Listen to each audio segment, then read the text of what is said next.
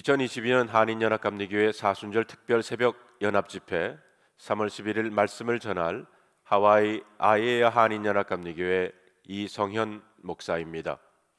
오늘 우리에게 주시는 하나님의 말씀은 출애굽기 14장 6절로 14절에 있는 말씀입니다.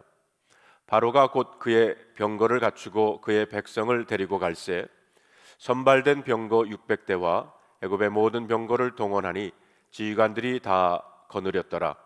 여호와께서 애굽 왕 바로의 마음을 완악하게 하였으므로 그가 이스라엘 자손의 뒤를 따르니 이스라엘 자손이 담대히 나갔음이라. 애굽 사람들과 바로의 말들 병거들과 그 마병과 그 군대가 그들의 뒤를 따라 바알스본 맞은편 비하 히롯 곁 해변 그들이 장막친 곳에 미치니라. 바로가 가까이 올 때에 이스라엘 자손이 눈을 들어 본즉 애굽 사람들이 자기들 뒤에 이른지라. 이스라엘 자손이 심히 두려워하여 여호와께 부르짖고 그들이 또 모세에게 이르되 애굽에 매장지가 없어서 당신이 우리를 이끌어내어 이 광야에서 죽게 하느냐? 어찌하여 당신이 우리를 애굽에서 이끌어내어 우리에게 이같이 하느냐? 우리가 애굽에서 당신에게 이런 말이 이것이 아니냐? 이르기를 우리를 내버려 두라. 우리가 애굽 사람을 섬길 것이라 하지 아니하더냐? 애굽 사람을 섬기는 것이 광야에서 죽는 것보다 낫겠노라. 모세가 백성에게 이르되 너희는 두려워하지 말고 가만히 있어서 여호와께서 오늘 너희를 위하여 행하시는 구원을 보라. 너희가 오늘 본 애굽 사람을 영원히 다시 보지 아니하리라. 여호와께서 너희를 위하여 싸우시리니 너희는 가만히 있을지니라. 아멘.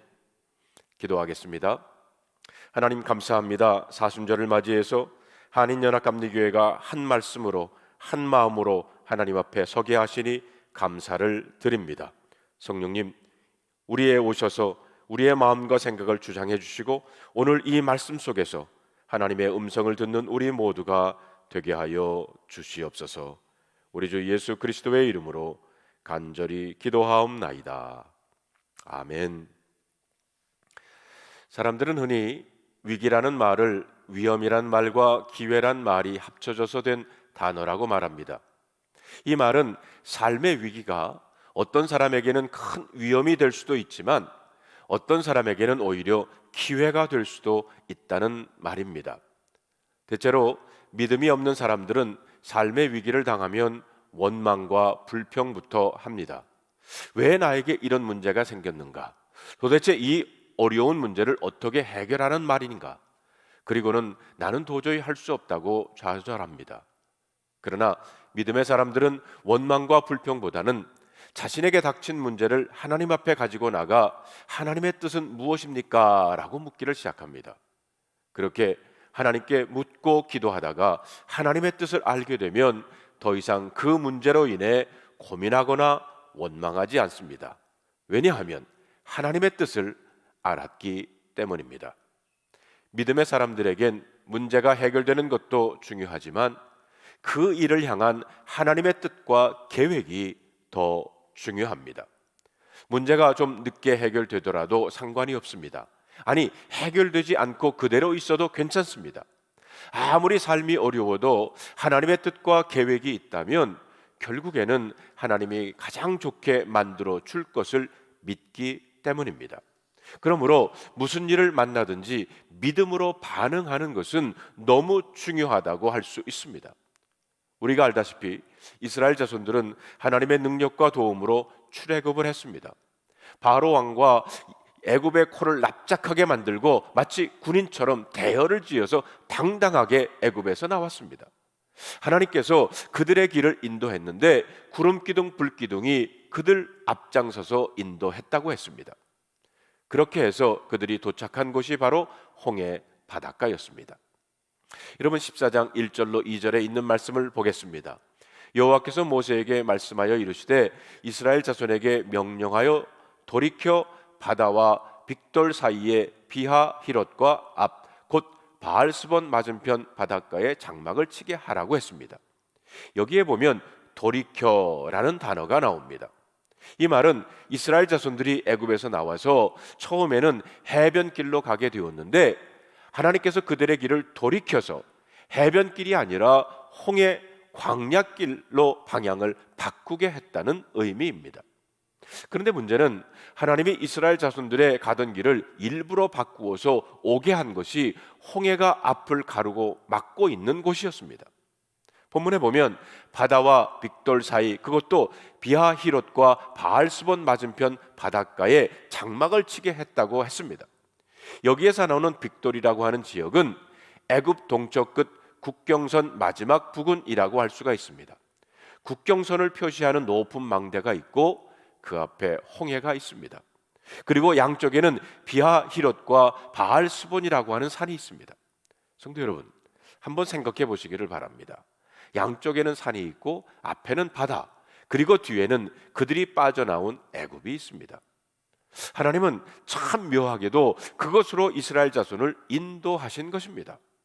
누가 보더라도 하나님이 이스라엘 자손들을 이곳으로 인도하신 것은 이해할 수가 없는 상황입니다. 만약 이럴 때 뒤에서 애굽의 군인들이 쫓아온다면 영락없이 죽어야 하는 그런 상황이었습니다. 아니나 다를까 바로 왕이 볼 때에도 홍해길로 가는 이스라엘 자손들이 이해되지 않았습니다.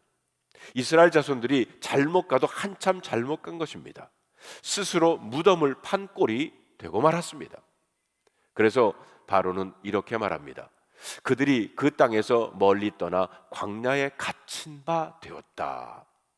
아마 바로 왕과 애굽 사람들은 이스라엘 자손들이 선택한 길에 대해서 비웃었을 것입니다.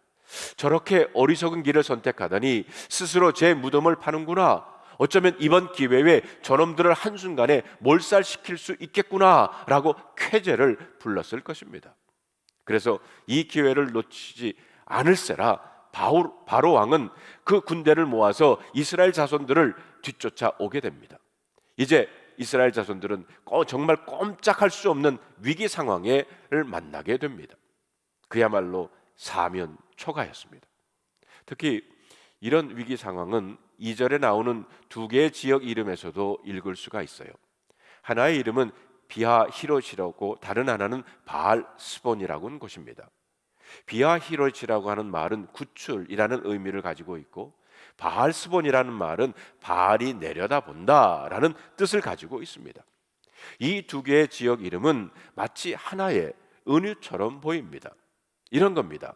이스라엘 백성들이 하나님의 구출을 받든지 아니면 바알 우상 앞에 항복을 해버리든지 바로 그 둘 사이에 서 있는 절대적인 위기를 만났다는 것입니다. 만약 하나님이 구원해 주시지 않으면 다시 옛날 우상을 섬기던 자리로 돌아갈 수밖에 없는 그런 꼼짝할 수 없는 위기 상황에 이스라엘이 갇혀 있게 되었다는 겁니다. 우리가 믿음의 삶을 살아가다 보면 이런 막다른 골목에 몰리는 경험을 할 때가 있습니다. 우리 중에 어떤 분은 사업 때문에 인생의 코너에 몰리기도 하고요. 혹은 건강 문제 때문에 어떤 사람은 인간관계에서 그 골목에 몰리는 사람들도 있을 것입니다. 또 어떤 분은 자기 혼자만이 감당해야 할 비밀스러운 사건 때문에 막다른 골목에 갇힐 수도 있습니다. 자, 그렇다면 성도 여러분, 이럴 때 우리는 어떻게 해야 할까요? 그 답을 오늘 본문에서 찾아보십시다. 무엇보다도 먼저 오늘 본문에서 우리가 배울 것은 우리의 삶은 하나님의 계획 안에 있다는 것입니다. 우리의 삶은 그저 의미 없이 흘러가는 시간 위에 있는 것은 아닙니다. 우리가 당하는 크고 작은 사건은 그냥 우연히 일어나는 것이 아니라는 것입니다. 이 말은 이스라엘 자손들이 길을 잃고 방황하다가 어쩌다가 홍해 앞에 온 것이 아니었습니다. 모세가 이 길을 선택한 것도 아니고 또 이스라엘 자손들이 원했던 길도 아니었습니다. 누가 인도했습니까? 하나님이 인도하신 길입니다. 그것도 구름기둥 불기둥으로 인도하셨습니다. 이스라엘 자손들이 잘 가고 있었던 해안길, 잘 닦여진 도로에서 돌이키게 하고 일부러 이곳으로 인도하셨습니다. 거기에는 분명히 하나님이 의도하신 것이 있었기 때문입니다. 우리가 성경을 자세히 보면 하나님은 이스라엘 자손들의 방향을 바꾸게 하실 때 이미 모세에게 하나님의 계획을 알려주셨습니다.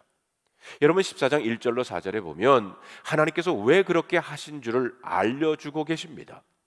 흥미있게도 본문을 보면 하나님이 모세에게는 이스라엘 자손들을 돌이켜 홍해길로 가게 하시고 바닷가에 장막을 치게 하시고는 이번에는 바로 왕을 찾아가셨습니다. 그리고는 바로 왕의 마음을 완악하게 했습니다. 안 그래도 바로 왕은 그 신하들과 이스라엘을 내보낸 것을 후회하고 있었어요. 우리가 어찌 이같이 하여 이스라엘을 우리를 섬김에서 놓아 보냈는가?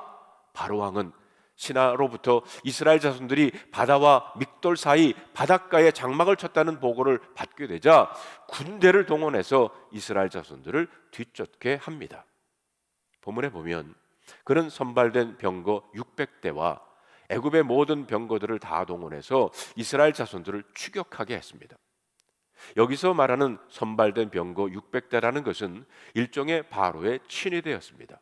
최고의 무공을 자랑하는 군인들을 총동원해서 이스라엘을 추격하기를 시작합니다.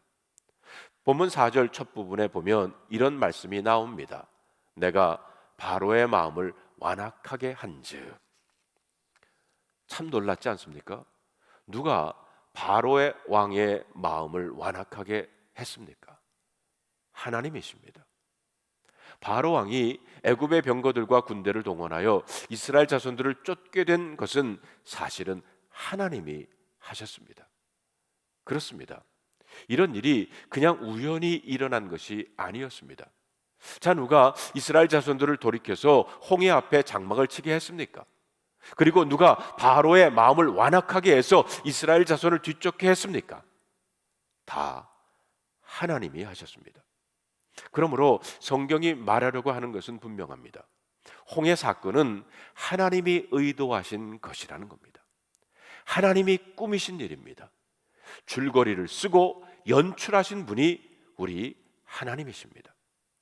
그렇다면 여러분, 왜 하나님이 그런 일을 계획하셨을까요? 4절에서는 그 이유를 이렇게 밝히고 있습니다. 내가 바로의 마음을 완악하게 한즉 바로가 그들의 뒤를 따르리니 내가 그와 그의 온 군대로 말미암아 영광을 얻어 애굽 사람들이 나를 여호와인 줄 알게 하리라 하시매 무리가 그대로 행하니라. 그렇습니다. 하나님은 이스라엘 자손들과 애굽 사람들에게 이스라엘을 구원하신 하나님이 바로 여호와이신 줄을 알게 하기 위해서 그들이 상상하지도 못한 놀라운 일을 계획하신 것입니다. 이스라엘 백성들을 사면초가와 같은 최악의 상황에 몰아놓고는 홍해가 갈라지는 하나님 크기의 일을 경험하게 했습니다. 최악의 상황에서 최선을 맛보게 하심으로 하나님이 어떤 분이신지를 알게 하셨다는 것입니다. 그러므로 여러분, 우리는 하나님이 다스리는 세상에 살고 있다는 것을 알아야 합니다. 우리가 이 땅에서 여러 가지 일을 당할 수 있지만 하나님과 함께 가는 우리 그리스도인들은 어떤 일을 당해도 결코 낙심할 필요가 없다는 것을 알아야 합니다. 때때로 우리는 하나님의 인도하심에 대해 의아해 할 때가 있습니다. 하나님의 인도하심은 우리의 생각을 뛰어넘을 때가 많기 때문입니다. 그래서 그 결과를 보기 전에는 과연 하나님의 뜻이 무엇인지 알기조차 어려울 때가 있습니다.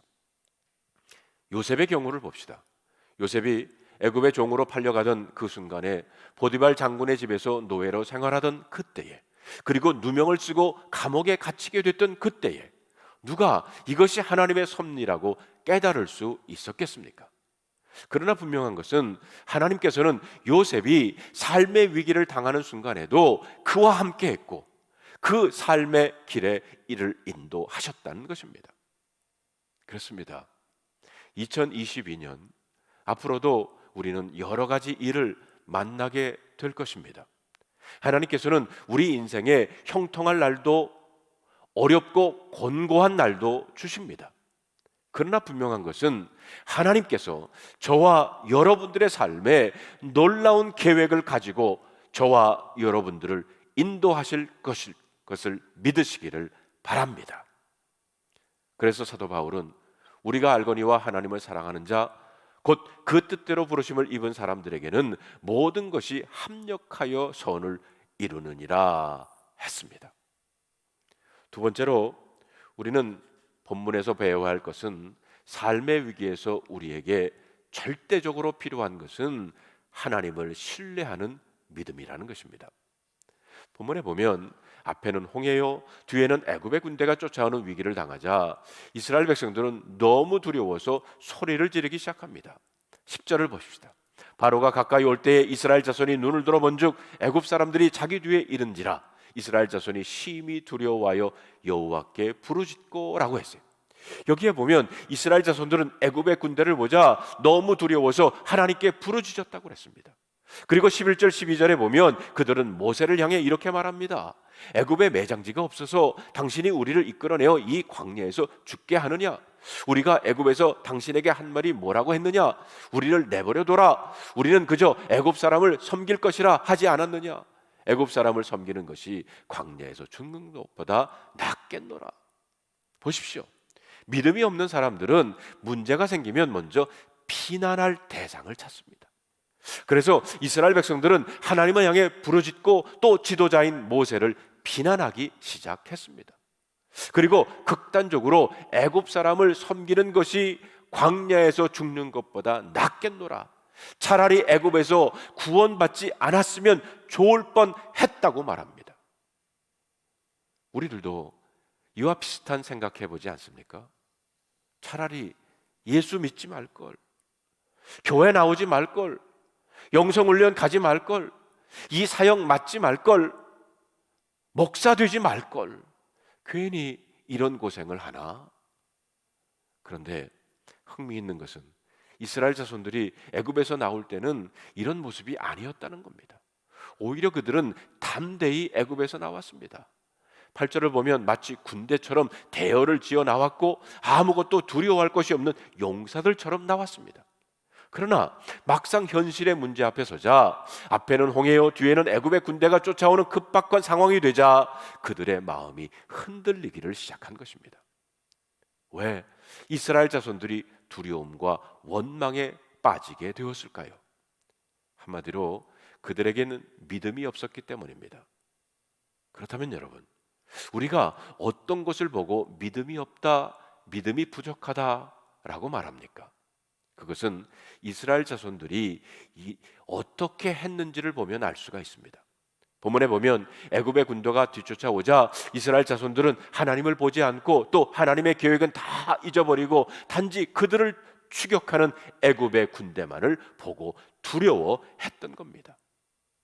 이것이 믿음이 없는 모습입니다. 분명히 하나님은 모세를 통해 이스라엘 자손들에게 하나님의 계획을 미리 알려주셨습니다. 그런데도 이스라엘 자손들은 어려운 삶의 현실에 부딪히게 되자 그만 그들에겐 문제만 더 크게 보이게 된 것입니다. 하나님도 하나님의 계획도 안 보이고 하나님의 능력도 생각도 나지를 않았다는 겁니다. 이러다가 망하는 것이 아닌가라는 두려움만 그들의 가슴에 몰려왔습니다.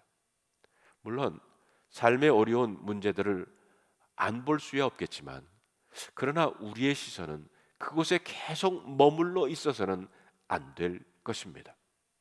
견디기 어려운 상황과 환경임에도 불구하고 우리는 그 환경을 뛰어넘어 우리의 삶을 주관하시는 하나님을 볼 수 있어야 합니다. 그렇다면 여러분, 믿음이 무엇입니까? 믿음이란 한마디로 하나님을 바라보는 것입니다. 모세를 보십시오. 그는 믿음의 사람이었습니다. 그는 그 위기의 순간에 믿음으로 반응하기를 시작합니다. 13절에 있는 말씀을 우리 다 같이 한번 읽어볼까요?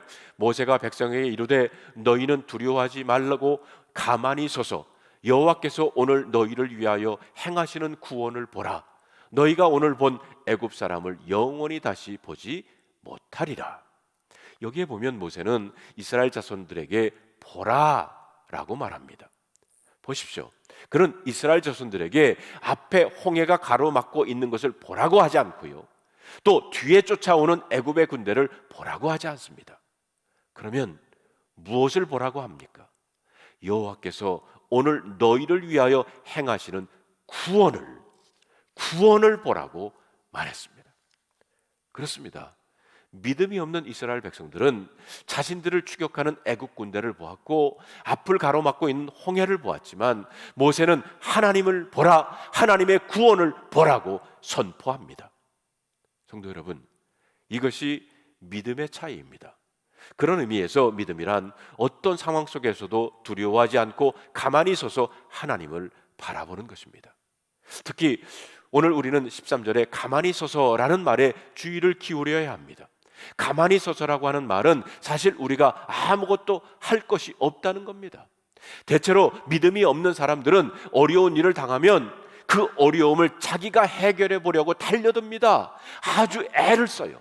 그리고는 다른 사람들을 향해서 아니 왜 가만히 있느냐, 뭐라도 해봐, 이렇게 소리를 칩니다. 그러나 한번 생각해 보십시오. 앞에는 홍해가 가로막고 있고 뒤에는 애굽의 군대가 쫓아오는 상황에서 믿음이 없는 이스라엘 자손들이 할 수 있는 것이 무엇이겠습니까? 사실 아무것도 없습니다. 소리친다고 해결되는 것 아닙니다.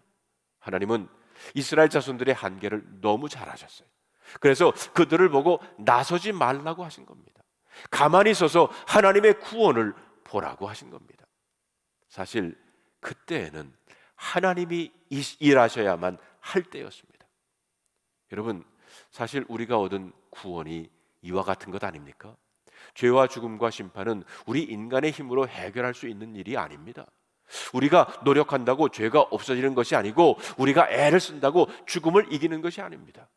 그래서 하나님은 우리가 무엇을 하기를 바라지 않고 일방적으로 구원의 길을 열어주셨습니다. 그래서 로마서 5장 8절에 이렇게 말합니다. 우리가 아직 죄인 되었을 때에 그리스도께서 우리를 위하여 죽으심으로 하나님께서 우리에 대한 자기의 사랑을 확증하셨느니라. 성도 여러분, 우리의 힘으로 구원받을 수 있다면 예수 그리스도께서 오실 필요도, 십자가에서 우리 대신 죽으실 필요도 없었을 것입니다. 자, 보십시오. 이스라엘 자손에게 가만히 서서 하나님의 구원을 보라고 하시고 하나님은 어떻게 일하셨습니까? 아예 홍해를 갈라버리셨습니다. 그 어느 누구도 상상하지 못한 방법이었습니다. 하나님은 아예 바다를 가르시고 이스라엘 자손으로 하여금 그 마른 땅을 건너가게 하셨습니다. 하나님께서 큰 동풍으로 밤새도록 바닷물을 물러가게 하셨습니다. 그러자 물이 갈라져 바다가 마른 땅이 됐어요. 이스라엘 백성들은 그 바닷길을 걸어 홍해를 건너게 되었습니다. 성도 여러분, 어떤 의미에서 진정한 믿음은 내 방법을 버리는 것입니다. 내가 해보려고 몸부림치는 것을 멈추는 것입니다. 제가 사는 하와이에는 겨울에도 바닷가에 가면 반드시 구조대원들이 높은 의자를 마련하고 쌍안경을 가지고 바다를 보고 있습니다. 그러다 어떤 사람이 조난을 당해서 물에 빠져 허우적거리면 신속히 헤엄을 쳐 가서 구조하면서 하는데, 가장 어려운 것은 살겠다고 발버둥 치면서 구조대원의 발을 끌어안고 놓아주지 않는 것이랍니다. 그러면 같이 빠져 죽습니다. 그때 구조대원들은 이렇게 말합니다. 몸을 맡기세요. 몸을 맡기세요. 이렇게 해도 겁을 먹으며 맡기기는 뭘 맡겨, 그리고 더 매달립니다. 그때 유일하게 할 수 있는 일은 턱을 들어서 주먹으로 때리는 겁니다. 때리면 기절합니다. 기절하고 늘어지면 몸을 맡기기 때문에 물속에서 건져낼 수 있다는 것입니다. 맡겨야 합니다. 물에 빠진 사람 건지는데도 맡기지 아니하면 같이 빠져 죽는 것처럼, 이 세상의 문제를 당해서 하나님께 나와 부르짖을 때 주님께 온전히 맡겨야지 내가 문제를 해결했다고 발버둥 치다가 낭패와 실망을 당하게 된다는 거예요. 우리는 하나님께 모든 것을 내어 맡기고 주님이 도와주실 것을 기다려야 합니다. 그러나 여러분, 이것은 말처럼 쉬운 것은 아닙니다. 애쓰고 몸부림치던 내 손의 수고를 놓는 것은 결코 쉬운 일이 아니라는 겁니다. 내려놓는 것 말처럼 쉽지 않습니다. 그래도 뭔가 노력해야 될 것이라고 우리는 생각합니다. 우리는 어려서부터 그렇게 배웠습니다. 워낙 우리는 우리가 뭔가 해야 한다는 강박관념에 사로잡혀 있습니다. 그런데 모세는 이스라엘 자손에게 가만히 서서 하나님을 보라고 말합니다.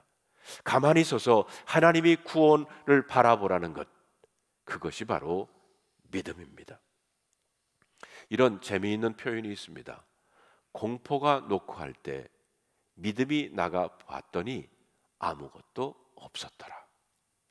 우리가 할 수 있는 일이 없을 때 비로소 우리는 잠잠히 하나님을 바라보게 됩니다. 그래서 에레미야 선지자는 에레미야 애가 3장 26절에 이렇게 말합니다. 사람이 여호와의 구원을 바라보고 잠잠히 기다림이 좋도다. 어느 책에 보니까 옛날 수도사들은 낮은 기도와 깊은 기도의 차이를 거울과 창문의 비유로 설명하고 있는 것을 봤어요. 거울을 보면 자신의 얼굴이 나타납니다.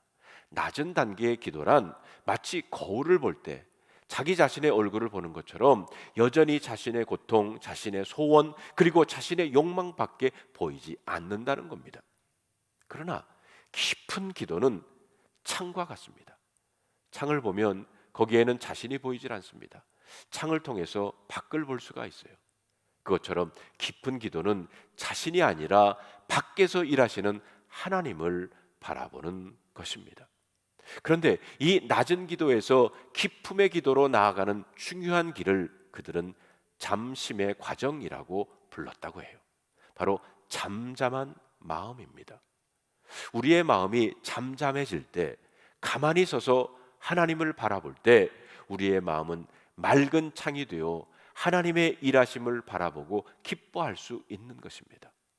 이런 잠심, 잠잠한 마음의 반대는 분심, 마음이 여러 가지로 나뉘는 것입니다. 자기 안에 일어나는 여러 가지 염려와 욕망으로 어떻게 해야 하나, 이렇게 해볼까 저렇게 해볼까로 마음이 나눠지는 것이 분심입니다. 그런데 중요한 것은 이런 복잡하고 분주한 마음으로는 하나님을 볼 수가 없다는 것입니다. 사랑하는 성도 여러분, 앞으로 여러분들에게 정말 좋은 일만 많이 생기기를 바랍니다. 그러나 이스라엘 자손들처럼 앞에는 홍해요, 뒤에는 애굽 군대가 쫓아오는 절박한 일을 만날 수도 있을 것입니다. 그럴 때 필요한 것이 바로 믿음입니다. 어떤 경우에도 하나님을 바라보기를 바랍니다. 하나님이 우리 인생의 가장 좋은 인도자이십니다. 이 땅은 지금도 여전히 살아계신 하나님이 다스리고 계시고 하나님의 하늘 보좌는 여전히 건재하십니다. 하나님은 우리가 상상하지 못했던 방법으로, 아예 홍해를 가르시는 방법으로, 그렇습니다, 아예 십자가의 능력으로 여러분과 저를 붙잡아 주실 것입니다. 오늘 이 말씀을 여러분 마음속에 간직하시고 다음 세 가지 질문에 여러분 스스로 한번 답해 보시기를 바랍니다. 첫째, 요즘 내가 경험하고 있는 막다른 골목은 어떤 것이 있나? 둘째, 그런 상황 속에서 나는 무엇을 바라보고 있나? 그리고 세 번째, 내가 전적으로 하나님께 맡기지 못하는 이유는 무엇인가? 오늘도 말씀을 붙잡고 주 안에서 승리하시기를 주님의 이름으로 축원합니다.